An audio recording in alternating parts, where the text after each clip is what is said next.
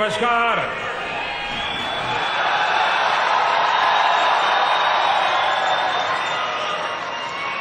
कैसे हैं आप सब?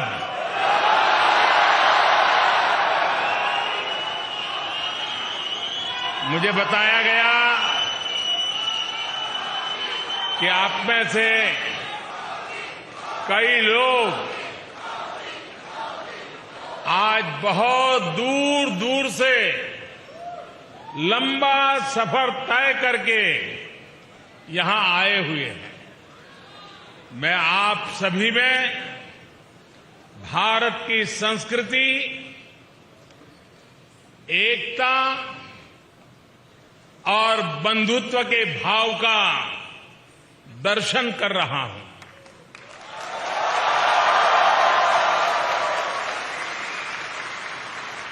आपका ये स्नेह मैं कभी भूल नहीं सकूंगा।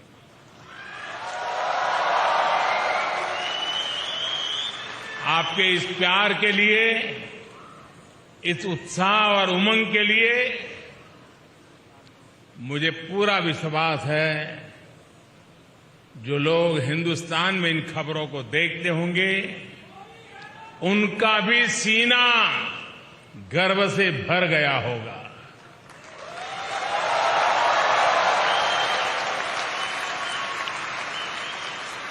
साथियों, आज का दिन एक और वजह से भी जाना जाता है। आज 26 जून है। जो डेमोक्रेसी हमारा गौरव है, जो डेमोक्रेसी हर भारतीय के डीएनए में है, आज से 47 साल पहले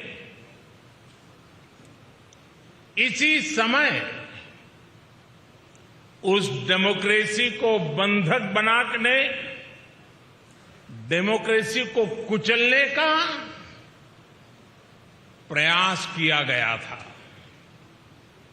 आपातकाल का कालखंड, इमरजेंसी भारत के वाइब्रेंट डेमोक्रेटिक इतिहास में एक काले धब्बे की तरह है। लेकिन इस काले धब्बे पर सदियों से चली आ रही लोकतांत्रिक परंपराओं की श्रेष्ठता भी पूरी शक्ति के साथ विजयी हुई। लोकतांत्रिक परंपराएं इन हरकतों के लिए भारी पड़ी है। भारत के लोगों ने लोकतंत्र को कुचलने की सारी साजिशों का जवाब लोकतांत्रिक तरीके से ही दिया। हम भारतीय कहीं भी रहे, अपनी डेमोक्रेसी पर गर्व करते हैं।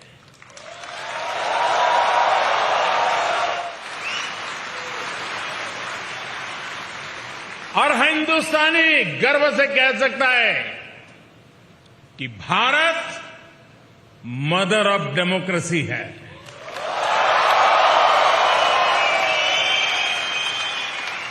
लोकतंत्र का हजारों वर्षों का हमारा इतिहास आज भी भारत के कोने कोने में जीवंत है। इतनी सारी भाषाएं, इतनी सारी बोलियां, इतने अलग अलग तरह के रहन सहन के साथ भारत की डेमोक्रेसी वाइब्रेंट है। हर नागरिक का विश्वास है, उसकी आशा है और प्रत्येक नागरिक के जीवन को सशक्त कर रही है। भारत ने दिखाया है कि इतने विशाल और इतनी विविधता भरे देश में डेमोक्रेसी कितने बेहतर तरीके से डिलीवर कर रही है। जिस तरह करोड़ों भारतीयों ने मिलकर बड़े बड़े लक्ष्य हासिल किए हैं, वो अभूतपूर्व है। आज भारत का हर गांव ओपन डेफिकेशन फ्री है।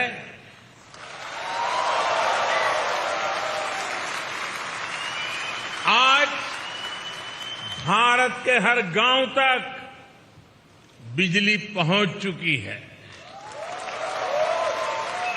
आज भारत का लगभग हर गांव सड़क मार्ग से जुड़ चुका है।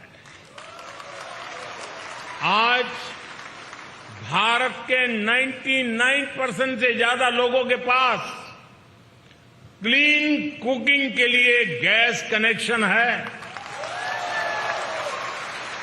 आज भारत का हर परिवार बैंकिंग व्यवस्था से जुड़ा हुआ है। आज भारत के हर गरीब को 5 लाख रुपए मुफ्त इलाज की सुविधा उपलब्ध है। कोरोना के इस समय में भारत पिछले 2 साल से 80 करोड़ गरीबों को मुफ्त अनाज सुनिश्चित कर रहा है।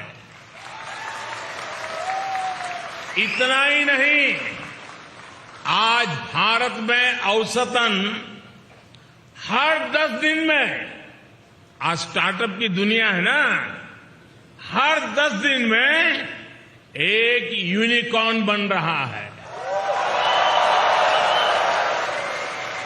आज भारत में हर महीने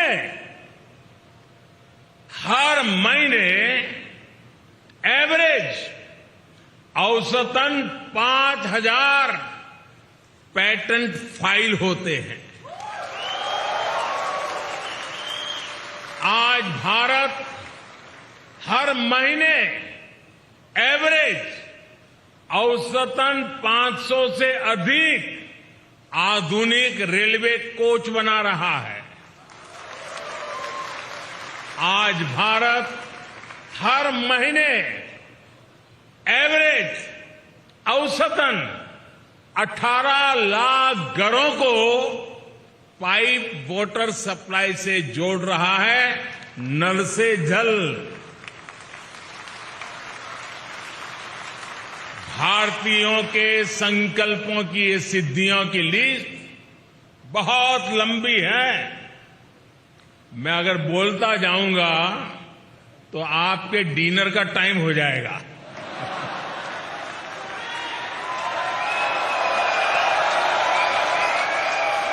साथियों,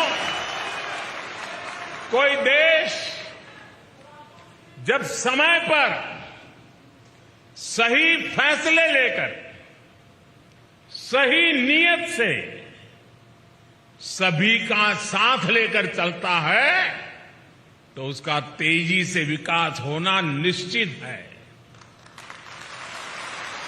आप सभी इस बात से परिचित हैं कि पिछली शताब्दी में तीसरी औद्योगिक क्रांति का जर्मनी और अन्य देशों ने कितना लाभ उठाया।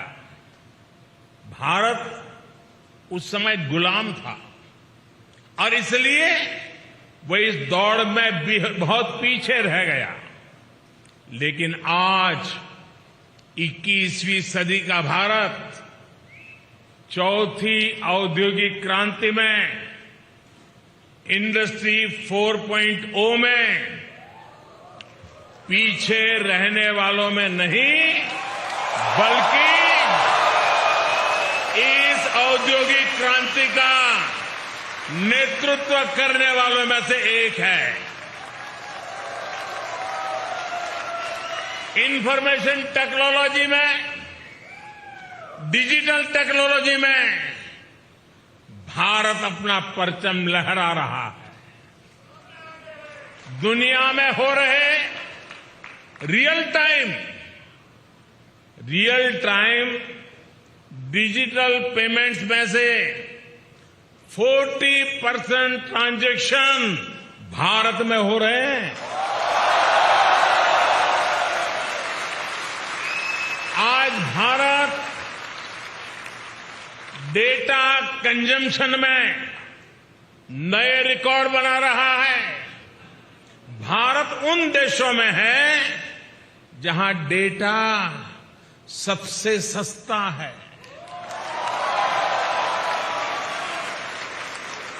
21वीं सदी के नए भारत में लोग जितनी तेजी से नई टेक्नोलॉजी अपना रहे हैं वो किसी को भी हैरान कर सकती है।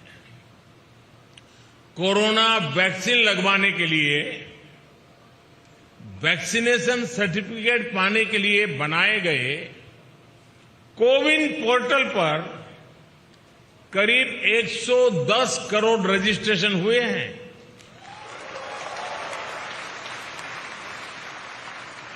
कोरोना संक्रमण की ट्रैकिंग के लिए बनाए गए एक विशेष ऐप आरोग्य सेतु से आज करीब 22 करोड़ भारतीय जुड़े हुए हैं। सरकार द्वारा खरीदारी करने के लिए बनाए गए गवर्नमेंट ई मार्केट प्लेस यानी जेम से करीब 50 लाख विक्रेता सेलर्स जुड़े हुए हैं। आज 12 से 15 लाख भारतीय ट्रेन से आने जाने के लिए हर रोज 12 से 15 लाख टिकट ऑनलाइन बुक करा रहे हैं। आज भारत में ड्रोन टेक्नोलॉजी का जिस तरह इस्तेमाल हो रहा है वो अभूतपूर्व है। आप जानकर के हैरान रह जाएंगे कि अब देश के अनेक क्षेत्रों में ड्रोन से फर्टिलाइजर को छिड़काव होने लगा है। भारत में सरकार ने एक योजना शुरू की है, स्वामित्व योजना। इस योजना के तहत देश के लाखों गांवों में जमीन की मैपिंग, घरों की मैपिंग का काम ड्रोन ही कर रहे हैं। इस अभियान के द्वारा करोड़ों नागरिकों को प्रॉपर्टी सर्टिफिकेट दिए जा रहे हैं। प्राकृतिक आपदाओं के समय, राहत और बचाव के समय भी ड्रोन टेक्नोलॉजी का इस्तेमाल भारत में लगातार बढ़ रहा है। साथियों, आज का भारत होता है, चलता है, ऐसे ही चलेगा।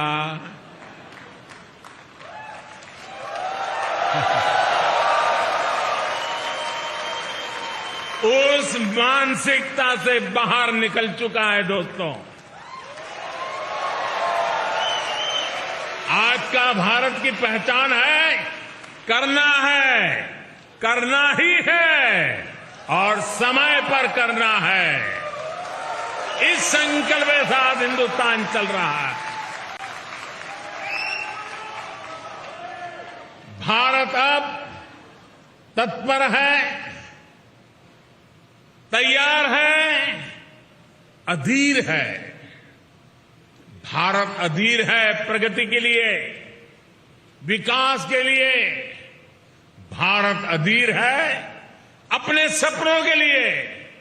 अपने सपनों को संकल्प कर लेकर के सिद्धि तक पहुंचाने के लिए अधीर है।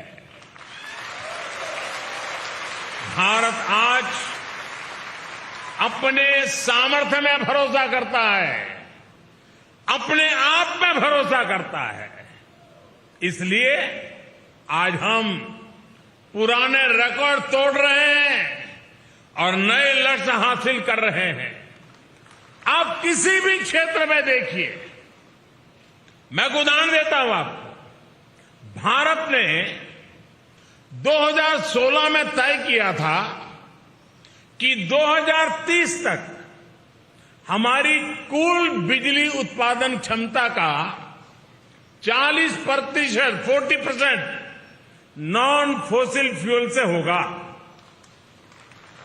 अभी 2030 से हम 8 साल दूर हैं, लेकिन भारत ये लक्ष्य हासिल कर चुका है। हमने पेट्रोल में 10% एथेनॉल ब्लेंडिंग का टारगेट रखा था। ये लक्ष्य भी देश ने डेडलाइन से 5 महीने पहले ही हासिल कर लिया। भारत में कोविड वैक्सीनेशन के स्पीड और स्केल से भी आप भली भांति परिचित हैं। आज भारत में 90% एडल्ट्स को वैक्सीन की दोनों डोज लग चुकी है। 95% एडल्ट्स ऐसे हैं जो कम से कम 1 डोज ले चुके हैं। ये वही भारत है जिसके बारे में कुछ लोग कह रहे थे कि 1.25 अरब आबादी को वैक्सीन लगाने में 10-15 साल लग जाएंगे।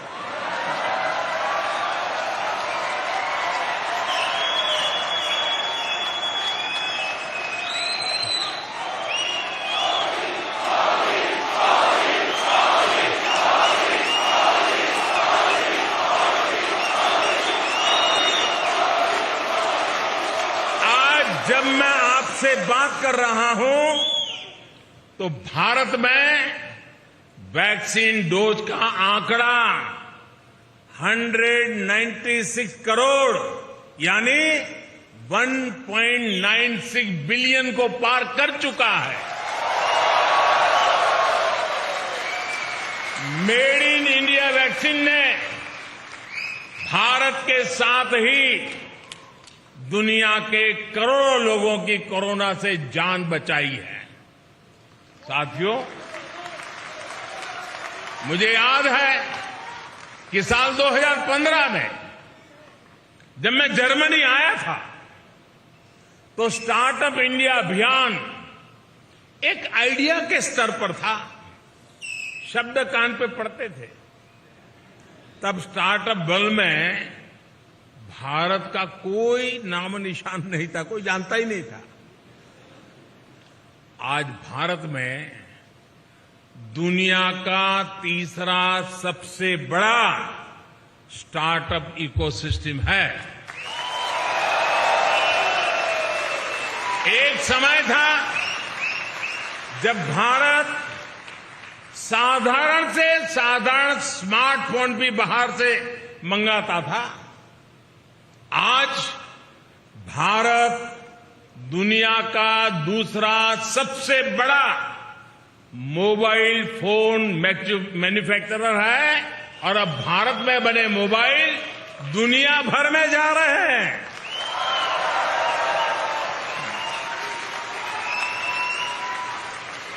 सात आठ साल पहले जब मैं आप जैसे साथियों से चर्चा करता था तो हमारी बायोटेक इकोनॉमी $10 बिलियन यानी 75,000 करोड़ रुपए की हुआ करती थी। आज ये 8 गुना अधिक बढ़कर $80 बिलियन यानी 6 लाख करोड़ रुपए को पार कर चुकी है। साथियों,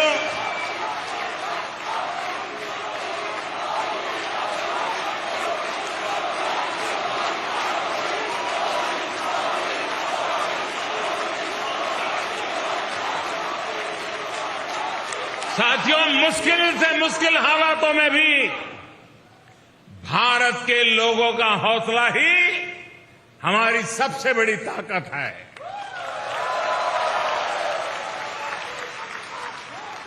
साथियों, पिछले साल हमने अब तक का हाईएस्ट एक्सपोर्ट किया है। ये इस बात का सबूत है कि एक और हमारे मैन्युफैक्चरर्स नए अवसरों के लिए तैयार हो चुके हैं, वहीं दुनिया भी हमें उम्मीद और विश्वास से देख रही है। बीते ही वर्ष भारत ने $111 बिलियन यानी 8,30,000 करोड़ रुपए के इंजीनियरिंग गुड्स का एक्सपोर्ट किया है। भारत के कॉटन और हैंडलूम प्रोडक्ट्स के निर्यात में भी 55% की बढ़ोतरी हुई है। भारत में मैन्युफैक्चरिंग को बढ़ाने के लिए सरकार ने करीब 2 लाख करोड़ रुपए की production link incentive PLI scheme भी शुरू की है। अगले साल हम अपने एक्सपोर्ट टारगेट को और भी बढ़ाना चाहते हैं और आप लोग इसमें काफी मदद भी कर सकते हैं। इसी तरह हमारा FDI इनफ्लो, विदेशी निवेश भी साल दर साल नए रिकॉर्ड बना रहा है। साथियों, जब किसी देश के नागरिक सबका प्रयास की भावना के साथ, जन भागीदारी की भावना के साथ राष्ट्रीय संकल्पों को सिद्ध करने में जुट जाते हैं, तो उन्हें दुनिया की बड़ी बड़ी शक्तियों का भी साथ मिलने लग जाता है।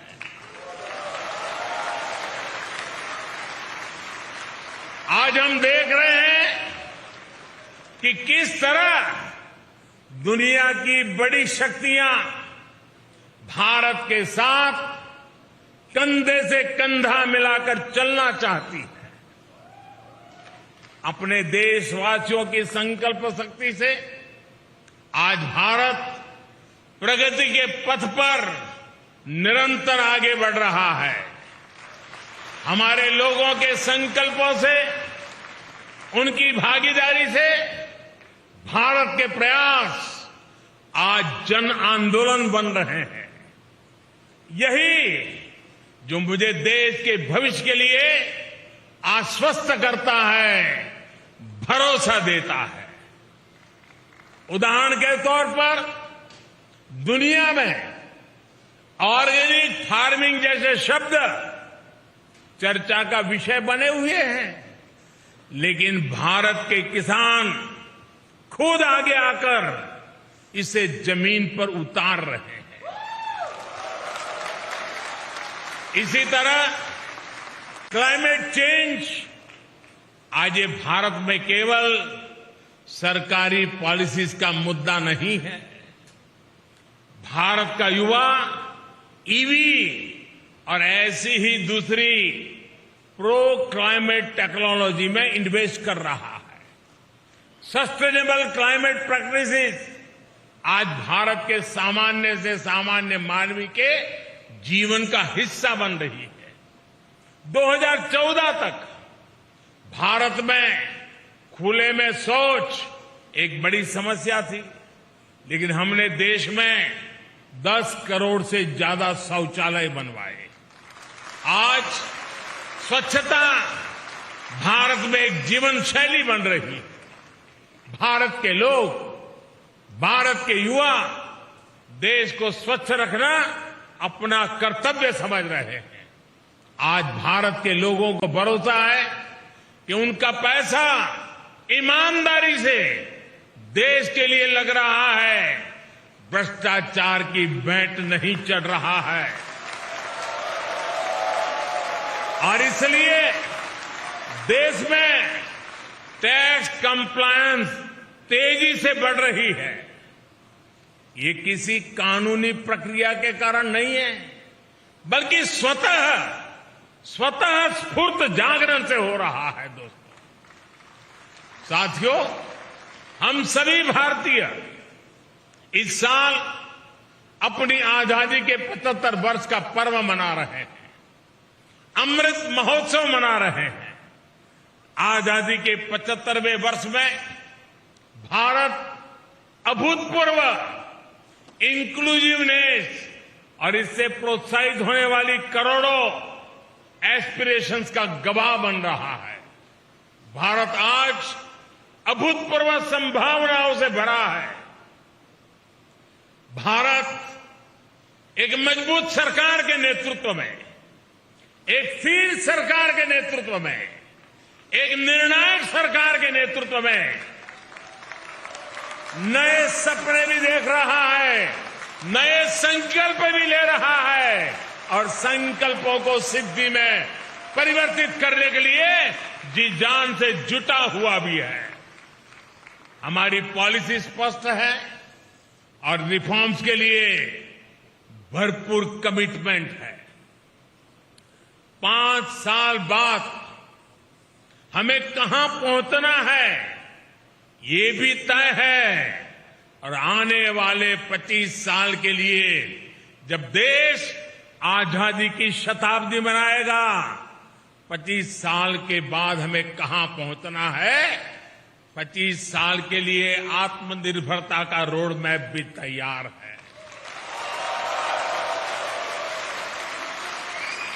साथियों, वो दिन चले गए। साथियों, वो दिन चले गए जब दुनिया में कुछ होता था तो हम रोना रोते थे। भारत आज वैश्विक चुनौतियों का रोना रोने वाला देश नहीं है, बल्कि भारत आज आगे बढ़कर इन चुनौतियों का समाधान दे रहा है। Coalition for disaster resilience fund CDRI के माध्यम से हम पूरी दुनिया को आपदाओं से लड़ने में सक्षम बनाना चाहते हैं। आज हम इंटरनेशनल सोलर अलायंस के जरिए दुनिया भर के देशों को एक मंच पर ला रहे हैं ताकि सस्ती और एनवायरमेंट फ्रेंडली एनर्जी का लाभ दुनिया को दे सके। वन सन, वन वर्ल्ड, वन ग्रिड, ये सपना हमने दुनिया के सामने रखा है। इसके लाभ भारत ने बीते 8 वर्ष में खुद अनुभव भी किए हैं। भारत में सोलर पावर की रिकॉर्ड कैपेसिटी तो बिल्ड हुई है, ये ₹2-2.5 प्रति यूनिट के हिसाब से उपलब्ध है। ग्रीन हाइड्रोजन को लेकर भी जिस स्केल पर भारत काम कर रहा है, जर्मनी जैसे मित्र देशों के साथ साझेदारी कर रहा है, तो उसमें भी मानवता का ही हित है। भारत में WHO centre for traditional medicine स्थापित होने से भारत दुनिया की प्राचीन चिकित्सा पद्धतियों का ग्लोबल सेंटर भी बन रहा है। साथियों, योग की ताकत क्या है ये तो आप भली भांति जानते हैं। पूरी दुनिया को नाक पकड़वा दिया है। साथियों, आने वाली पीढ़ियों के लिए आज का नया भारत नई विरासत बनाने पर काम कर रहा है। नई विरासत बनाने के इस अभियान की सबसे बड़ी ताकत है हमारे नौजवान है, हमारा यूथ है। भारत के युवाओं को सशक्त करने के लिए 21वीं सदी की पहली एजुकेशन पॉलिसी लेकर हम आए हैं। पहली बार भारत में मातृभाषा में डॉक्टरी और इंजीनियरिंग की पढ़ाई तक का विकल्प दिया जा रहा है।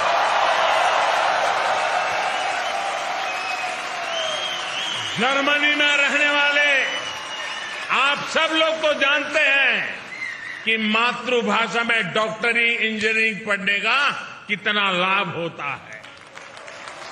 अब यही लाभ भारत के युवाओं को भी मिलेगा।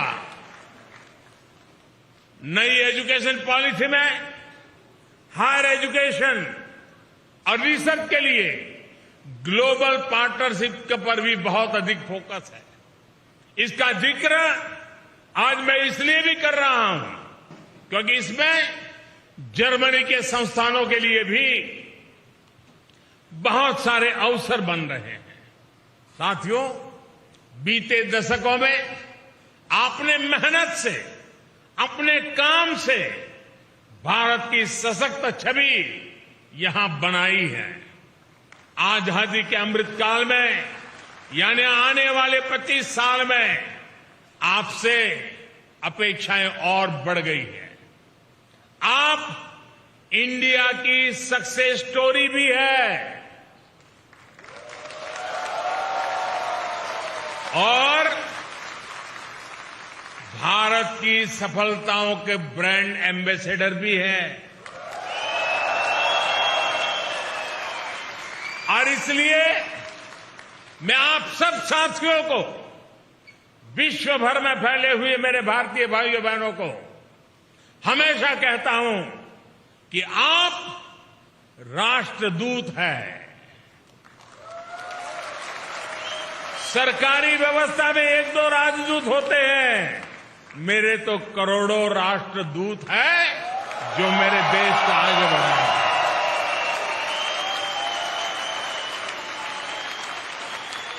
साथियों, आप सबने जो प्यार दिया, जो आशीर्वाद दिए, जो उत्साह और उमंग के साथ इतना बड़ा शानदार कार्यक्रम बनाया, आप सबको मिलने का मुझे मौका मिला, इसलिए मैं एक बार फिर आप सभी का बहुत बहुत आभार व्यक्त करता हूं।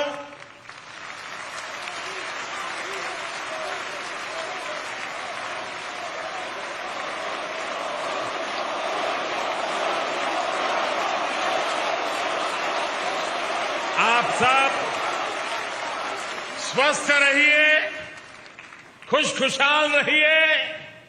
भारत माता की, भारत माता की, भारत माता की। बहुत बहुत धन्यवाद।